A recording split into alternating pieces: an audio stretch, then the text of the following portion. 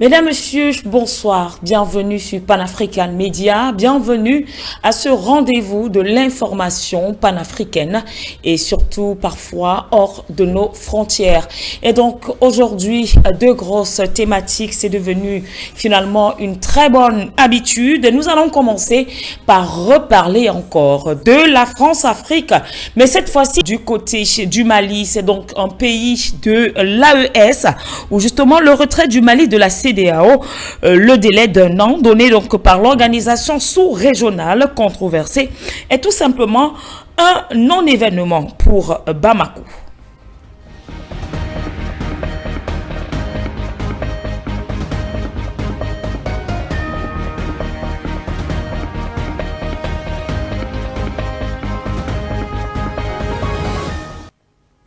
Mesdames, Messieurs, une fois de plus, bonsoir. Bienvenue sur Pan-African News.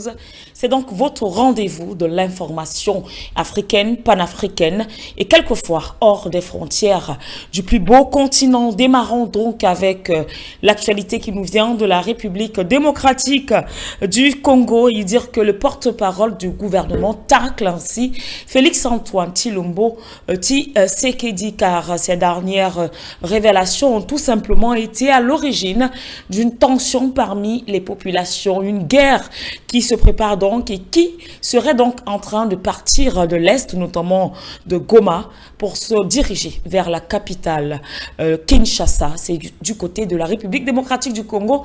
Boubacar Kovous nous en dit plus. Selon le porte-parole du gouvernement, les conditions constitutionnelles ne sont pas réunies, notamment du fait que l'Assemblée nationale issue des élections n'en est qu'au stade de la mise en place de son bureau définitif. Selon la constitution congolaise, une déclaration de guerre doit être approuvée par les deux chambres du Parlement. Cependant, il a tout de même rassuré que des opérations militaires sont menées contre les attaques du M23, groupe terroriste armé et soutenu par le Rwanda. Ces opérations, bien que non médiatisées, auraient déjà fait des centaines parmi les terroristes et leur soutien rwandais. Pour Patrick Mouyaya, s'il faut dénombrer les victimes rwandaises, on en compterait par centaines parce que chaque fois les cibles sont bien trouvées. Il faut considérer que tout est fait et que l'ennemi est poursuivi partout où il doit être pour être sûr que la sécurité du pays est assurée. Par ailleurs, l'hypothèse de la guerre, telle qu'élaborée, telle qu'évoquée par le président de la République dans cette guerre, toutes les hypothèses sont donc à table. Le moment venu, si les conditions constitutionnelles sont requises, le pays sera dans l'exigence de guerre pour assurer la protection et la défense du territoire. En rappel, lors de la campagne électorale l'ayant porté à la magistrature suprême pour un deuxième mandat, Félix Tshisekedi avait promis de réunir les deux chambres du Parlement pour déclarer la guerre au Rwanda, présent sur le territoire congolais, si une seule bombe tombait sur la ville de Goma.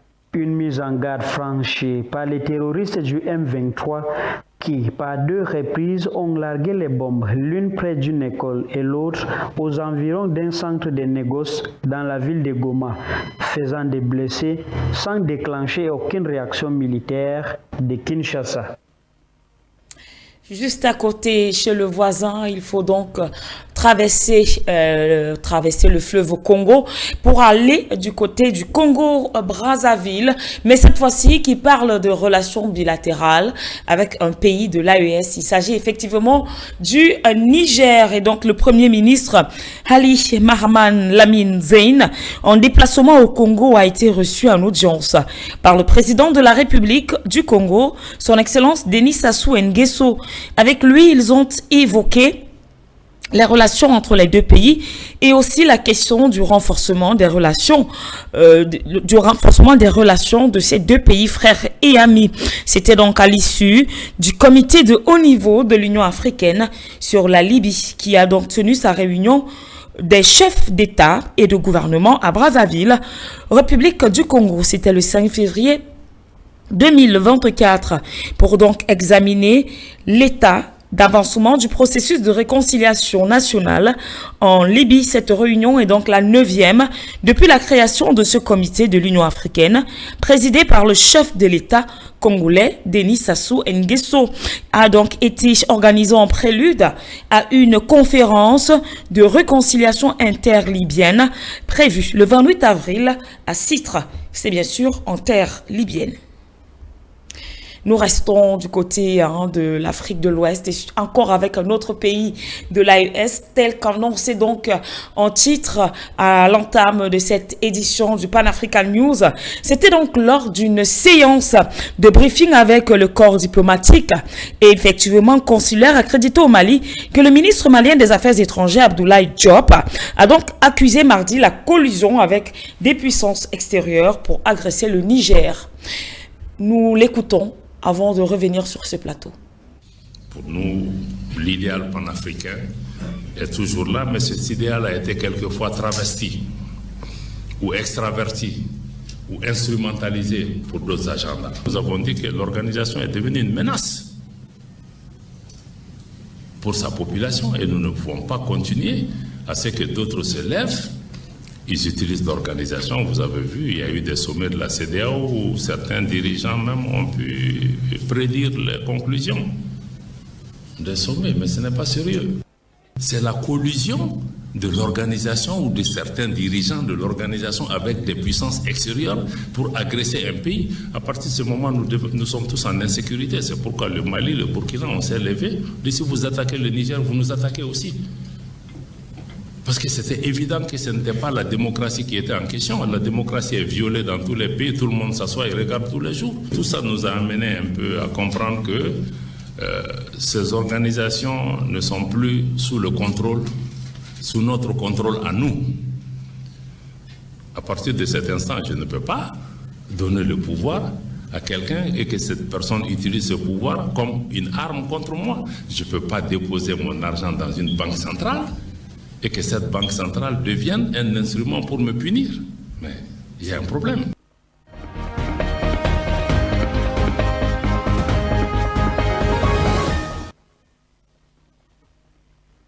À l'instant, le programme, c'est Pan African News, du lundi au vendredi, une fois qu'il est 20h, heure locale, c'est-à-dire heure d'Afrique centrale.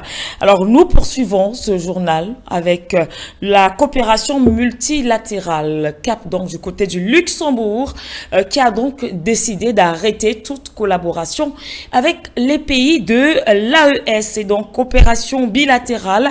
Le Luxembourg décide donc de ne pas renouveler des signature de nouveaux projets de coopération, surtout au développement, avec les 3 pays de l'Alliance du Sahel. Allons donc savoir pourquoi. Avec vous, Boubacarry Kouvou. En visite officielle à Lagos, au Nigeria, le ministre des Affaires étrangères et de la coopération a annoncé mardi après-midi que le Luxembourg, son pays, ne ratifierait pas sa coopération d'amitié avec les 3 pays de l'AES, notamment le Burkina Faso, le Niger et le Mali. Dans sa déclaration à la presse, Javier Bettel a réitéré que son pays reste toujours solidaire lorsque des partenaires sont là, mais seulement son pays ne soutient pas un gouvernement de putschistes. Une déclaration qui exprime le désengagement de Luxembourg dans sa coopération avec ces 3 pays de l'AES. Le ministre des Affaires étrangères luxembourgeois souligne tout de même que cette décision ne concerne pas les projets avec des ONG, car certains projets signés dans les régions du Sahel n'ont pas encore atteint leur terme et le Luxembourg ne les abandonnerait pas immédiatement, souligne-t-il. Une situation qui n'est toutefois pas figée. Si cette dernière devait évoluer et se stabiliser, des projets bilatéraux pourraient être prolongés avec ces 3 pays. La décision de Luxembourg est intervenue alors qu'un contrat devrait être signé avec le Burkina Faso, dont le régime au pouvoir a été renversé en janvier 2022, ainsi que ses 2 voisins, le Mali et le Niger, actuellement dirigés par les militaires. Alors, connaissons effectivement ces trois casernois, les enfants du Litako Gourma. Chers luxembourgeois, je puis vous rassurer effectivement que cette décision sera un non-événement, tout comme les différentes décisions de la CEDEAO. Et donc, nous poursuivons cette édition du Pan-African News, cap du côté de la Tanzanie. Et nous en profitons pour passer le bonsoir à son Excellence Samia Suluhu pour dire que le gouvernement a donc décidé de mettre en place une stratégie pour protéger les albinos. Nous parlons clairement là de l'albinisme. Et donc, les autorités tanzaniennes ont donc fait l'annonce, c'était mardi, ont fait l'annonce dorénavant de mettre sur pied une stratégie quinquennale visant à protéger et surtout à améliorer la situation des albinos qui sont très souvent sujets, pas qu'en Tanzanie, mais en Afrique, à des prérequis et surtout à des préjugés. Et donc, grâce effectivement au cœur de mer de Samia Suluhu, demain, ça ne sera plus le cas. Reportage. L'objectif principal de cette stratégie quinquennale est d'éliminer la discrimination à l'égard des personnes atteintes d'albinisme. L'élaboration de cette stratégie a été révélée par Dios Dali Chako, ministre d'État au bureau du Premier ministre, chargé du travail, de la jeunesse, de l'emploi et des personnes handicapées lors de ses entretiens avec Muluka Anne, experte indépendante des Nations Unies sur le droit des personnes atteintes d'albinisme dans la capitale Dodoma. La ministre a précisé à l'expert des Nations Unies que la stratégie qui s'étendra de 2024 à 2028 prévoit la fourniture de services de santé aux personnes atteintes d'albinisme, la protection de leurs droits et de la délivrance d'une éducation. Selon Dali Chako, la stratégie a été élaborée par le gouvernement en collaboration avec l'Association tanzanienne de l'albinisme et d'autres parties prenantes. Selon Moussa Kabimba, secrétaire général national de l'Association tanzanienne de l'albinisme, la Tanzanie, qui compte environ 16 000 personnes atteintes d'albinisme, a été témoin d'une vague de meurtres et d'enlèvements d'albinos à partir de 2006, motivée par la croyance que les parties de leur corps possèdent des pouvoirs magiques capables d'apporter de la fortune. Un petit tour sur le continent africain. Cette fois-ci, nous parlons de géopolitique avec bien sûr le Sénégal, le cas du Sénégal comparé définitivement au Brexit sahélien. Donc, Alain Jock nous fait comprendre ou nous fait savoir que ce qui s'apparente à des arrangements politiques au détriment de l'intérêt donc supérieur de la nation au Sénégal et les pays du Sahel donnent donc finalement raison à l'opinion panafricaniste et même de la sous-région que le Sénégal a donc fait une distance avec l'état de droit que le Mali, le Burkina et le Niger ont donc raison de quitter la CEDEAO, cette organisation sous-régionale controversée. Le Sénégal, au détriment des lois de la République, donne de gré à moudre à tous les panafricanistes sincères, lesquels créent basta sur le colonialisme et la gouvernance par procuration. Mais l'exception sénégalaise est victime de cette géopolitique unilatérale de plus en plus remise en cause. Macky Sall semble être dans une camisole de force et il n'a pas eu le choix que de suivre certaines directives. Pourtant, il faut que ça cesse. Il faut que les Africains puissent choisir librement leurs dirigeants, bons ou mauvais. Il faut que la CEDEAO et tous ceux qui veulent du bien de l'AES, de l'Afrique, comprennent que le paradigme géopolitique a évolué et acceptent ce Brexit sahélien. Le cas sénégalais donne raison en partie au peuple burkinabé, malien et nigérien qui ne veulent plus des panthères à la tête de leurs États. Et de facto, tort à la CEDEAO ici. Dans ce pays si paisible, on ne peut pas organiser des élections à bonne date, dire qu'il y a risque de troubles, qu'il faut un autre dialogue après celui de juin 2023 et tacitement qu'il faut intégrer Karim Wade dans le jeu politique pour cette présidentielle, c'est faire fi aux exigences de la loi fondamentale. D'ailleurs, l'atmosphère insurrectionnelle qui a prévalu ce 5 février 2024 tard dans la nuit autour de la place de Soweto, lorsque les députés votaient cette loi inique et chrysogène, est symptomatique que le pouvoir commet une faute politique. Mieux, il donne raison aux pays de l'AES, Mali, Burkina, Niger, englués dans la gadoue terroriste, lesquels accablent à pacifier leur territoire. Or, la CEDEAO ici les pousse à la roue de tourner vite aux urnes. Comment? En organisant des scrutins dans des pays où les groupements de l'espace sont infestés de terroristes. Pour quelle légitimité? Par des sanctions et coercitions, on veut un retour à l'ordre constitutionnel dans ces pays parias sous terrorisme. Comparaison n'étant pas raison, mais la CEDEAO et même la communauté internationale cravachent dur pour un retour à l'état de droit dans les conditions sécuritaires exécrables dans l'espace AES, alors qu'au Sénégal, sereins ont fermé pratiquement les yeux sur cette longue prorogation présidentielle. 6 mois ou plus, ce n'est rien pour un État.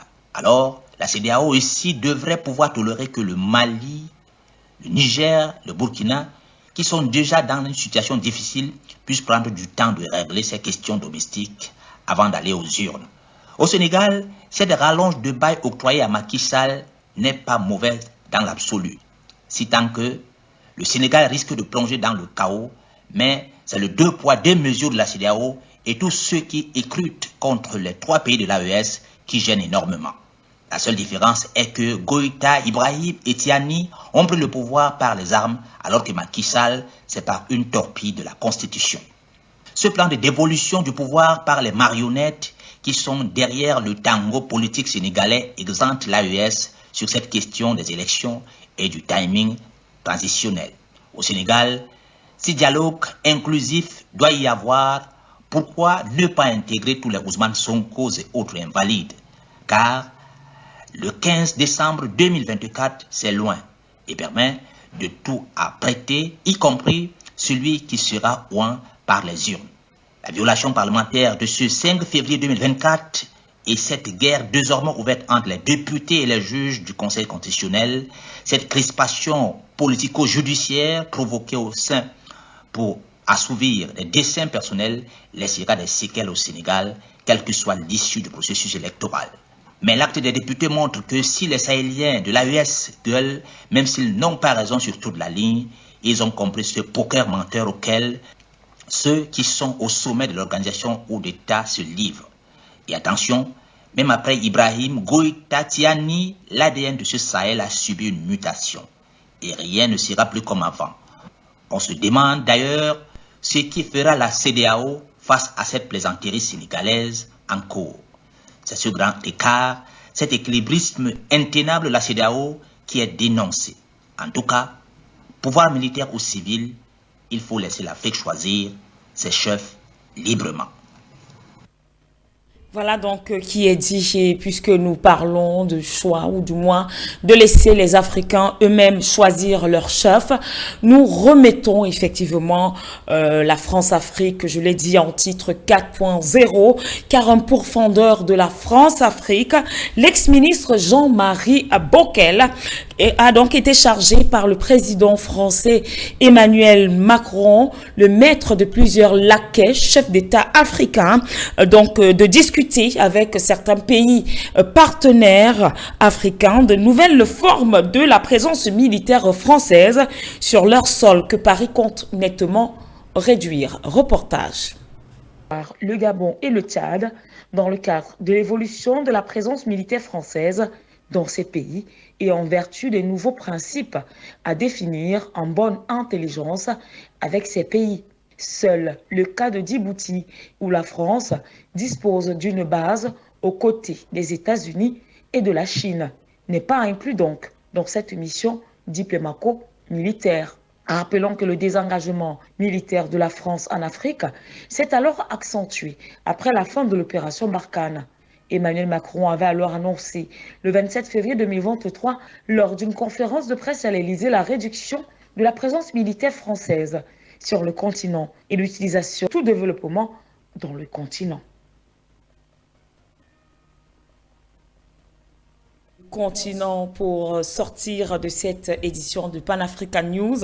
Nous parlons de l'organisation CDC qui prône justement la coopération sino-africaine africaine et donc le directeur général du Centre africain de contrôle et de prévention des maladies CDC Afrique, Jean Kaseya, appelle ainsi les Africains à collaborer avec la Chine, surtout dans le domaine de la santé. Pour lui donc, la Chine est un partenaire fiable auquel il faut tout simplement s'accrocher pour lutter contre les parasites qui minent de plus en plus le quotidien des Africains. Reportage. Coopérer avec la Chine est bénéfique pour l'Afrique.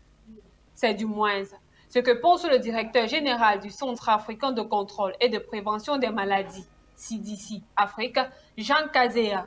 Ce dernier a, dans un entretien à Addis Abeba, appelé les Africains à privilégier les relations avec la Chine dans le domaine de la santé, car ce pays a de l'expérience dans le domaine et n'établit que des relations gagnant-gagnantes.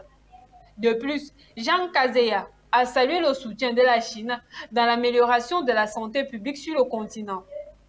Réitérant le vif intérêt du CDC Afrique pour l'amélioration de ces liens, Kaseya a souligné les travaux de collaboration fructueux en cours avec la Chine qui aident à concrétiser des domaines d'intervention prioritaires de l'Agence de l'Union africaine qui visent, en fin de compte, à améliorer la santé publique en Afrique. Jean Kaseya a souligné que la collaboration avec la Chine renforçait la capacité du CDC Afrique en particulier et des pays africains en général à atteindre leurs objectifs prioritaires pour promouvoir une fabrication locale de produits médicaux et la mise en place de systèmes de santé solides en Afrique. Rappelons que le CDC Afrique a été mis en place en 2016. Depuis sa création par les dirigeants africains et son lancement officiel un an plus tard, le CDC Afrique a été le fer de lance des efforts de réponse continentale contre diverses menaces pour la santé publique, allant de l'épidémie du virus Ebola à la plus récente pandémie de Covid-19.